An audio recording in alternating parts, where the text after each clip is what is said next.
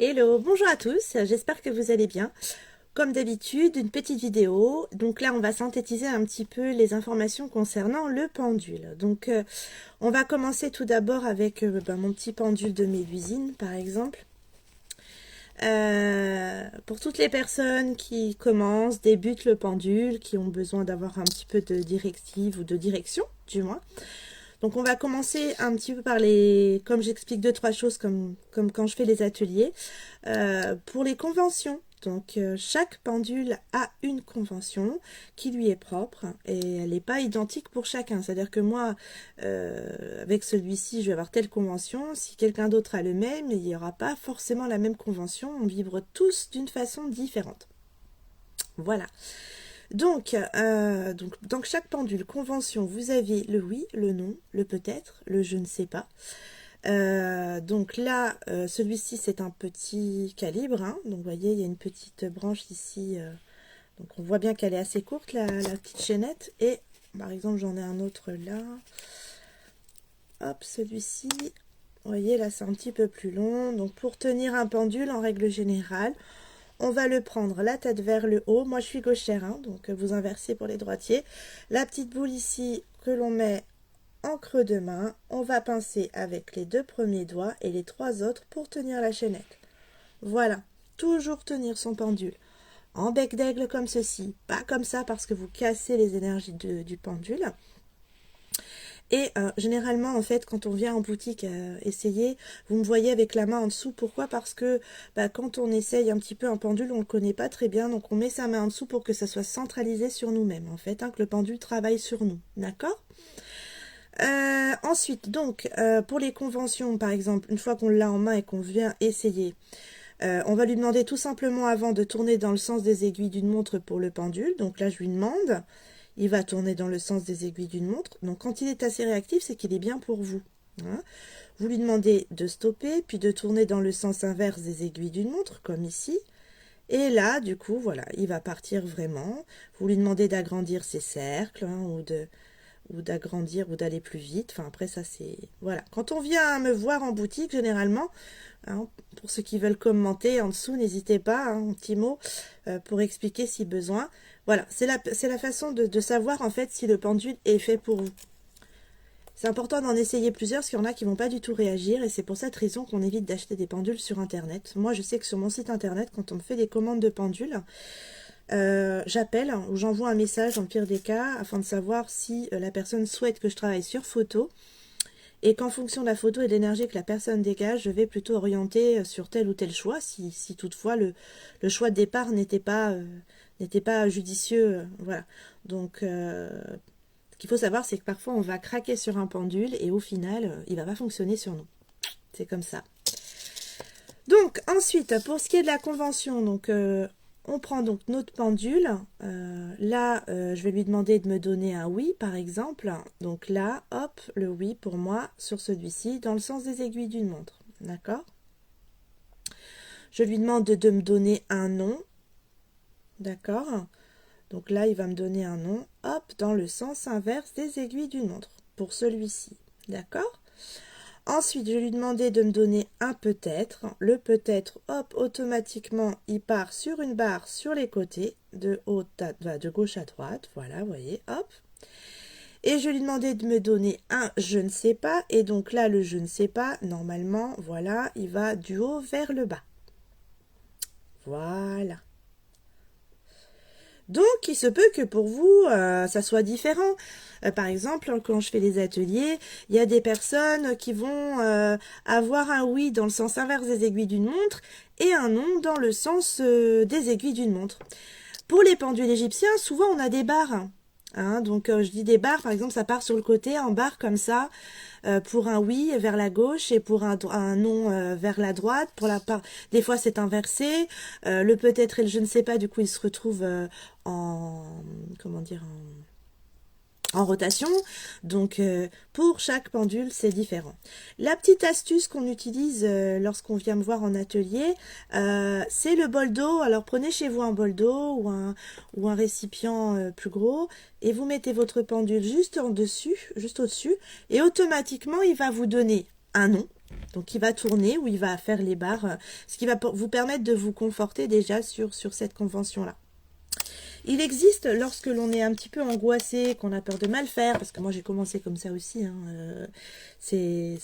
on se pose toujours trop de questions. De toute façon, on est trop cérébral quand on utilise le pendule. On va utiliser des planches comme ça. Alors là, elle est à l'envers du coup, effet miroir. Vous avez donc le nom, question à reformuler, le oui, pardon pour le petit bruit, peut-être, et donc un autre nom. Donc, c'est celle que je donne, moi, quand on se voit. Hein. Du coup, la mienne, moi, j'ai enlevé un nom et j'ai mis ici un je ne sais pas. Et ici, j'ai mis question interdite et non question à reformuler. Pourquoi ? Parce que on m'a toujours enseigné qu'il y avait des questions sur lesquelles on ne pouvait pas poser, qu'on n'est pas amené à les poser. Et souvent, quand on n'est pas amené ou qu'on n'a pas cette autorisation de poser cette question, on va voir le pendule qui a tendance à folleyer un petit peu dans tous les sens. Voilà, on sent vraiment que c'est... On va avoir un ressenti assez particulier sur des questions qui ne sont pas d'ordre à poser, en fait. Vous allez me demander quel genre de questions. Eh bien, c'est assez aléatoire pour chacun. Il y a des questions que tous, en fait, on va avoir une phase sur lesquelles on ne pourra pas aller et elle n'est pas de la même catégorie pour chacun. La question à reformuler peut être bien aussi, dans le sens où on a toujours tendance à mal formuler nos phrases quand on débute avec le pendule. La chose la plus importante, c'est de rester toujours positif. Quand on va utiliser le pendule pour poser une question, on va demander par exemple est-ce que je vais réussir est-ce que je vais réussir mon bac? Voilà. Eh bien, ça peut être une question à poser. On peut mettre, par exemple, vais-je obtenir mon bac en juin 2022? D'accord. Est-ce que mon mariage va évoluer positivement en 2026?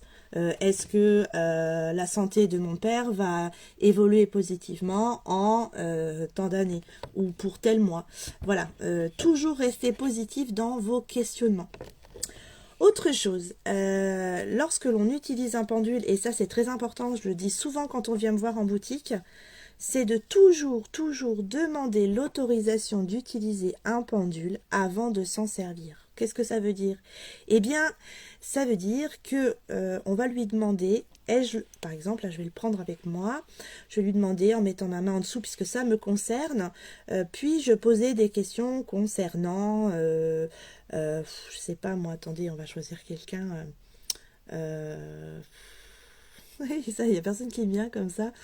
Allez, on va prendre mon animal par exemple. Puis-je poser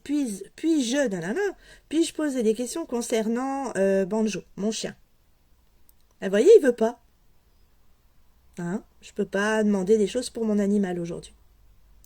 Puis-je poser une question concernant mon animal de compagnie? Je reformule autrement.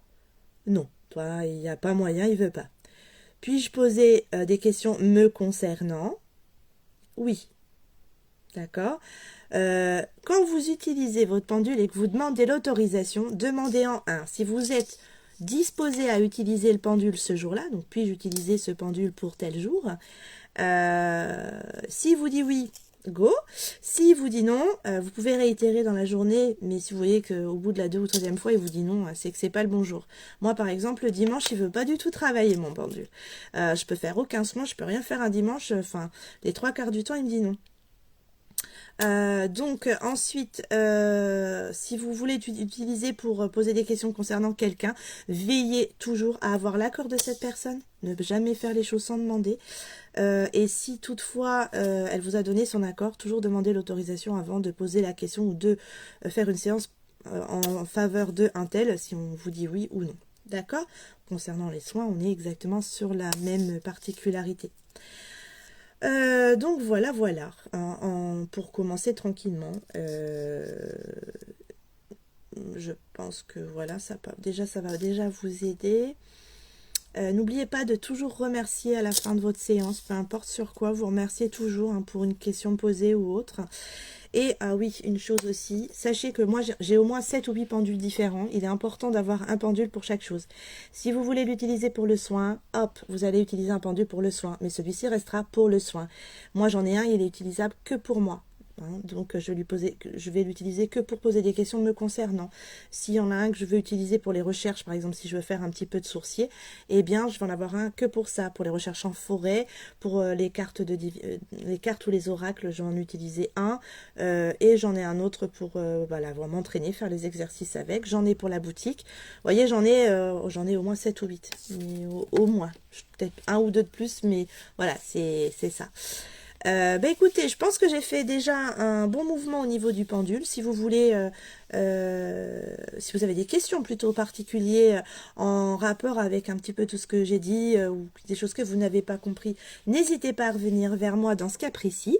Je vous informe juste qu'il y aura sans doute un autre atelier de mis en place le 13 mars prochain, donc c'est un dimanche et ça dure 2 heures. J'ai eu cet atelier, un atelier comme ça dimanche dernier, mais j'ai eu pas mal de monde et j'ai pas pu caser tout le monde entre guillemets sur le même créneau, sur le même jour, parce que j'ai eu encore des personnes aussi malheureusement qui ont attrapé le Covid entre temps, donc c'est pas encore derrière nous tout ça. Donc voilà, n'hésitez pas à revenir vers moi si besoin.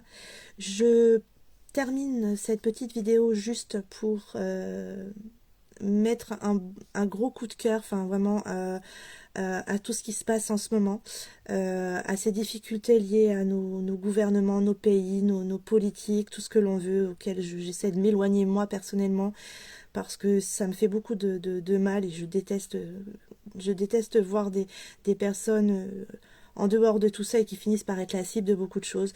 Donc je voulais vraiment lancer un élan de solidarité important pour ce pays-là qui est un peu beaucoup même dans la crainte, dans la peur et toutes mes pensées accompagnent ces personnes. Toute la lumière que je peux avoir en moi, je leur en envoie tous les jours. Et si tout le monde avait cette petite pensée-là, ça serait beaucoup de positivité qui viendrait vers eux et beaucoup d'espérance. Et j'espère que ça pourra déboucher sur du positif et que tout ça s'arrête aussi rapidement que ça a commencé. Voilà, je vous souhaite une bonne fin de soirée, une bonne fin de jeudi, hein, voilà, et je vous dis à très très bientôt.